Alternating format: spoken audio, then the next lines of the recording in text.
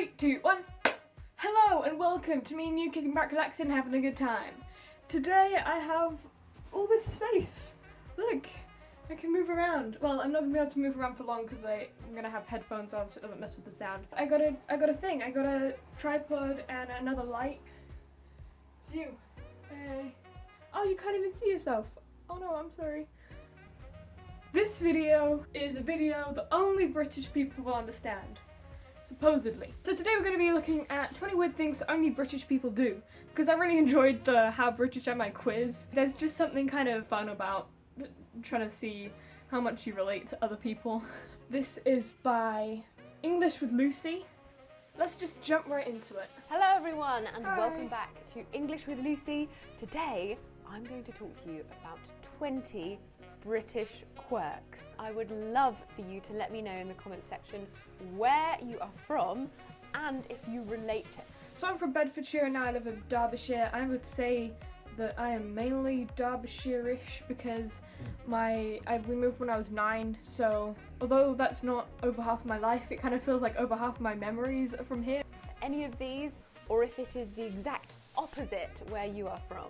Okay, so the first one is that we put carpet in our bathrooms. Not everyone does this, but I am currently living in a house that has a carpeted bathroom. And I will let you know that yes, we have had an overflow situation with that toilet, and in a carpeted bathroom, it wasn't pretty. So this is... No, that's not a thing that... Ugh. That's so weird. I have seen that. I feel like that's the kind of thing that you'd get in like an old kind of like a bed and breakfast type place where you go and you'd be like, oh, okay. This is quite an old-fashioned thing to do. We don't tend to do this anymore. But if you go to a house that hasn't been renovated or updated in a long while, or you go to the home of somebody who is very traditional, then yes, you might find carpet in your bathroom. Number 2 is way. Okay, and this is something that we shout in a very, very specific situation, which is this. When somebody smashes a glass in a pub, the whole pub should shout, "Way!" Sorry. That's something I've only seen in films and like TV shows because I'm like not old enough to drink, so I'm not out and about when that kind of thing is happening, when there's glass smashing about. But that is something that, like, even though I've never seen it in real life, that's just like, yeah, that's what you should do. It's also something you might say like, well, hey, if someone's flirting or if you think someone's like gonna get it, you know what I'm saying? I guess it's kind of like a wolf whistle, but at 2 people? Yeah? Ooh! I have to go have lunch, but I will be back. Okay, I'm back. Where were we? The next one is number 3, which is excitement over fireworks on bonfire night. God, I love some fireworks. So on the 5th of November, all around the UK, we have bonfires, we let off fireworks. Good old Guy Fawkes giving us firework night. It's such a weird thing. It's so weird. To blow up, to explode, the Houses of Parliament. On this event, we burn... I don't know why we celebrate it. Bonfire's probably maybe bigger than this room. And you put a guy on it. You put like a scarecrow type but more realistic. And then you put it on fire. And it's all on fire and you all walk in. They've got the big floodlights which kind of ruins the effect, but they have to be safe. And you walk in. And then you're all around the big football field or whatever they use, and you all look at the fire and you go, oh yay! And people are like eating hot dogs and beer and stuff. And then the fireworks go off and you go, ooh, ah, ooh, ah. And then there are babies crying and dogs barking. No, fireworks is actually, it's fun. It's okay. You just have to be prepared. You have to be in the right mindset. If you were not feeling right for loud noises and lots of people, it's probably the worst day of your life. But then we stopped doing the burning guy because it probably was a little bit scary for the kids. Guys, and these are dummy men used to represent the man who was going to blow up the Houses of Parliament. He was called Guy Fawkes. People who have no experience or business dealing with explosives Yeah, that's the other thing. We've always gone to the big ones, the big town ones. I say big, depends how big the town is. All around, over that week, that whole week, there are just explosions happening. And it can be kind of scary because it's like, we don't know we don't know what regulation the fireworks are under, we don't know who's doing the fireworks, we don't know if they're actually guns. I feel like bonfire night is probably the one night that we really, really appreciate the fact that guns aren't legal here, because it's kind of weird. You'll just be lying in bed and then there's and you're like, oh look, it's fireworks, and sometimes you can't see anything and you're like, they could be killing people. They go to fireworks shops, they do them in their garden, and it's just really dangerous. Number 4, we think that a cup of tea will cure, or help at least, any bad situation. And a lot of us genuinely believe this. Yeah, it's like, because, well, I mean, no, actually though, like, think about it for a second. Sitting down, having a hot beverage, something very calming, not so full of caffeine as coffee, but a little bit of caffeine like tea if you're not having decaf, and just talking about it. Or just not even talking about it. You could sit down, you could watch something, just go on your phone, just have that cup of tea. Just enjoy it. And it will help. It will genuinely help a lot of things. When something bad happens, our first response is, okay, I'll put the kettle on. If somebody's told you some devastating news and you don't know what to say, you can just say, sit down. That's awful, do you want a cup of tea? Number 5 is the phrase, oh, go on then. Oh, I said this in my How British Are You quiz, the go on then. Oh, go on then. It's said like this, go on then. Number 6, Colin the caterpillar cake. Need I say more? Yes, I need. The Very Hungry Caterpillar. Is it the Very Hungry Caterpillar? Or is there a caterpillar I'm missing out on? To say more so that my viewers understand. Any British person watching this will understand. I don't get it. Colin the caterpillar cake. They will probably feel excitement running through their veins. Are we talking about Colin the caterpillar cake? Is a long chocolate roll. That guy. I think that's what you call it. It's a roll of cake covered in chocolate. Yeah, chocolate with roll. the face of a caterpillar on the end. And if it was your birthday at school, your mum would buy you a Colin the caterpillar cake. It was very easy to slice, and lots of slices for all of the. So I've seen that, but like once. And if it was your birthday, you got to eat the face. These are typically sold in Marks and Spencer's, a shop here, food shop here, quite a. Maybe that's why, because we've never had an M&S. Wait, Marks and Spencer's. No, Marks and Spencer's. Is Marks and Spencer's M&S? No, M&S is M&S. Oh, I'm getting confused. We haven't had either. So maybe that's why. Just like in my town, there was never. It was always Tesco, Morrison's, or Co-op. Posh food shop here, as far as I'm aware. And if you ever go to a British person's birthday, yeah, maybe it's a posher thing. It's more of a kind of high-end birthday, a high-end birthday class treat. Number 7, something else we find ridiculously exciting, way more exciting than it should be, J2Os. I don't like J2Os, but I get it. My brother and my cousin specifically, and if we go and see my grandma and grandpa, we always see my cousin and uncle and aunt as well. Every single time the J2Os come out and run on my cousin, it's like, oh yeah. Well, less so now. My cousin's a year older than me, and he's gone. He's very much a teenager, so he'll probably be like, oh, yeah, right then, thank you. Yeah, thanks. They like to pretend it's beer. I don't know if you have these in other countries, but they are a non-alcoholic juice drink. Oh yeah, and it's always the orange and passion juice fruit. drink, okay? That means it's not 100% juice. The most famous flavour is orange and passion fruit. But the thing is, they came in glass bottles that were the same size as beer bottles. So when you were a child and you were at a party, an adult party, you could feel like an adult with a similar beer bottle. Number 8 is the phrase, to pop, okay? Sounds a bit random. Oh, yeah, like, oh, I'll just pop round, pop up and see you. Oh, you live down the road, oh, I'll pop down there. We use pop in many phrasal verbs. And it's a very warm way of asking somebody to come or go somewhere.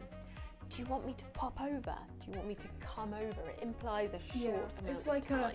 It's like I'm just going to go there quickly. Number 9. British people like to base the entire country's economic state on the price inflation of a frog-shaped chocolate bar. Frodo frogs! Love Frodo frogs. You're right, Bella. What's wrong? Are you okay? Oh, have you farted? Go to bed. Oh no, what's up with... Good girl, you just chill out there. Calm down.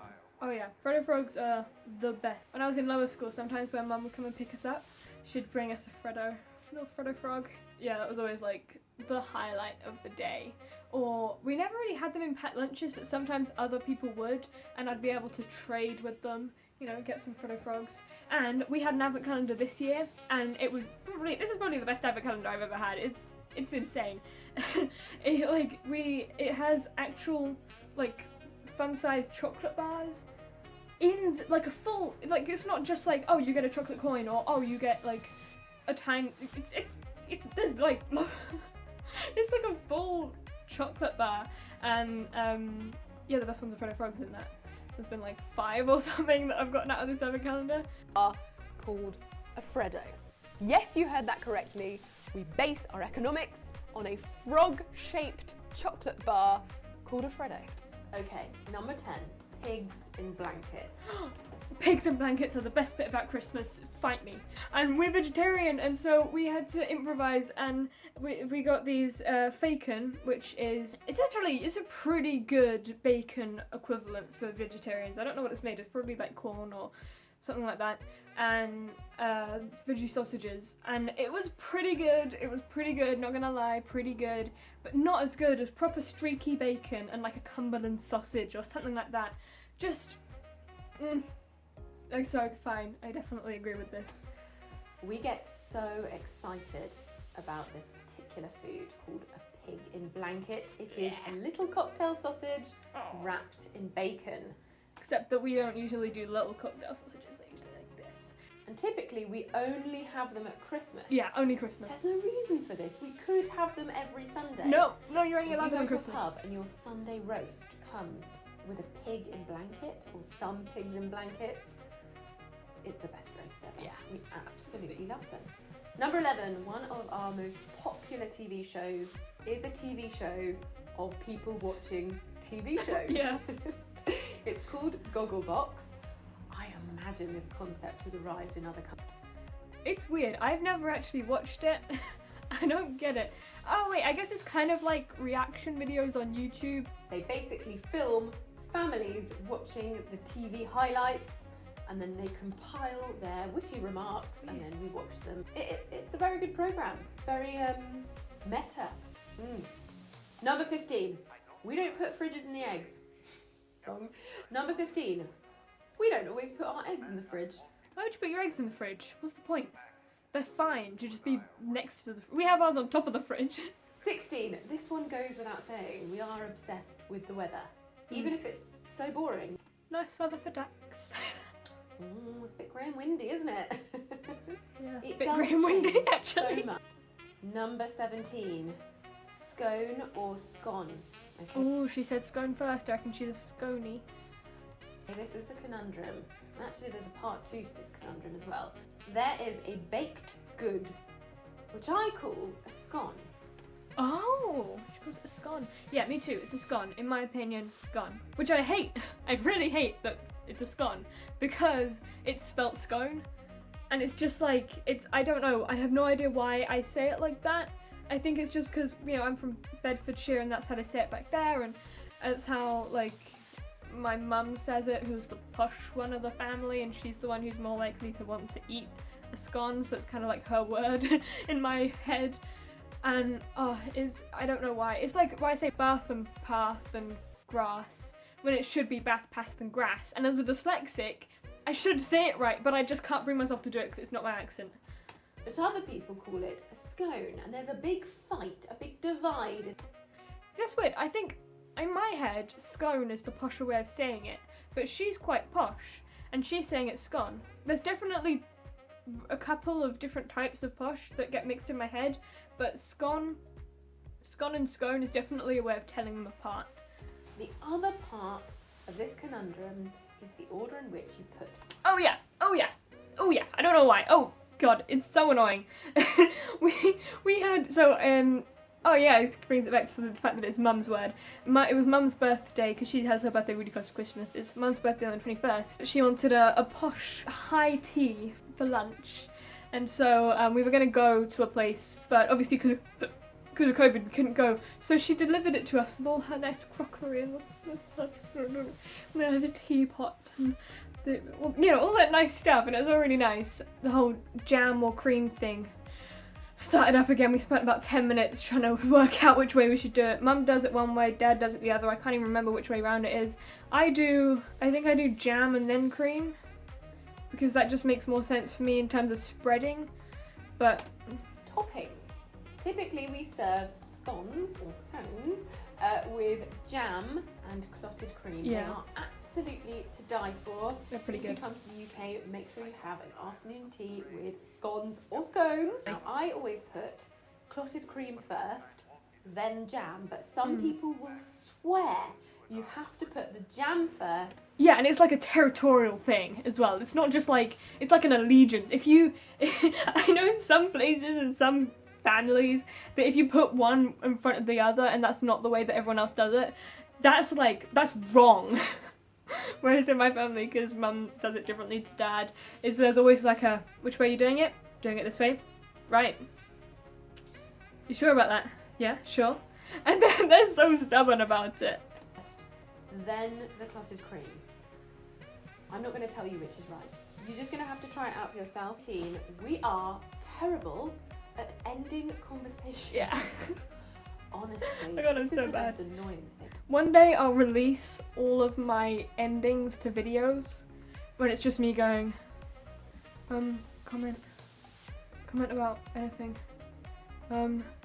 like the video and subscribe, or no, it's so annoying. I have to edit it all out and I have to try and create a cohesive sentence out of just the umming and ahhing that I do at the end of a video. Number 19, we really overuse the word sorry. Yeah. I'm sorry. I say it even when there's nothing to do with me. It's so annoying. I find myself apologising for apologising too much. Yeah. Number 20. Yeah, like someone will say, stop apologising. I'm like, oh, I'm sorry, I'll stop apologising, I'm sorry. The final weird thing that British people do is consume a lot of pre-made sandwiches.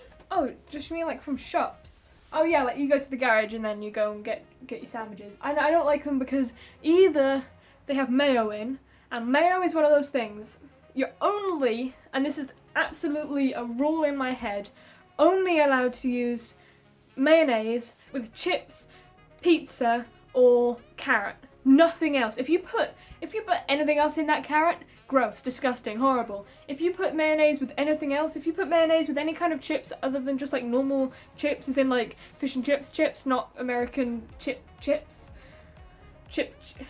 not crisps. I'm not talking about like crunchy crisps. I'm talking about chips, as in potato things.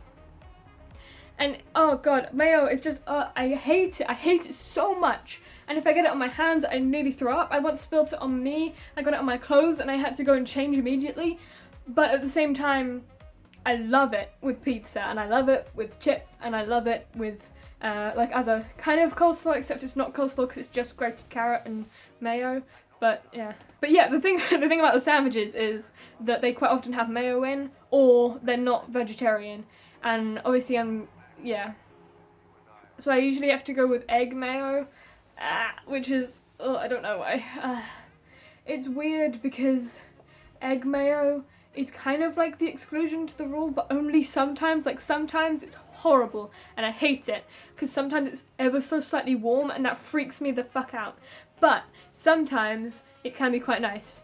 Or I just have to not. So I usually actually don't get them, but we always look at them and I'm always like, right, that one no, that one no, that one no. Oh, I'll just screw it, I'll just go with something else.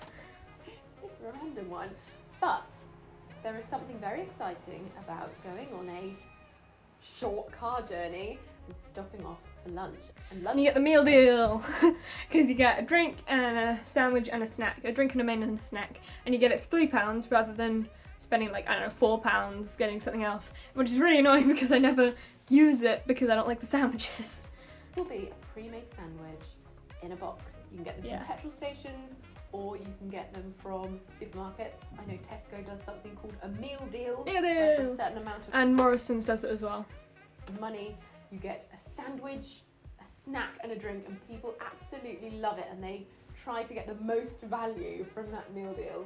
They say you can tell a lot about a person from what they choose for their meal deal. Travelled to a couple of countries and I've never seen the sheer amount of options for pre-made sandwiches that we have in the UK. Am I missing out on something? Because we don't usually have a lot of options. It's usually like bacon, chicken, turkey around Christmas. I'm gonna run out of time.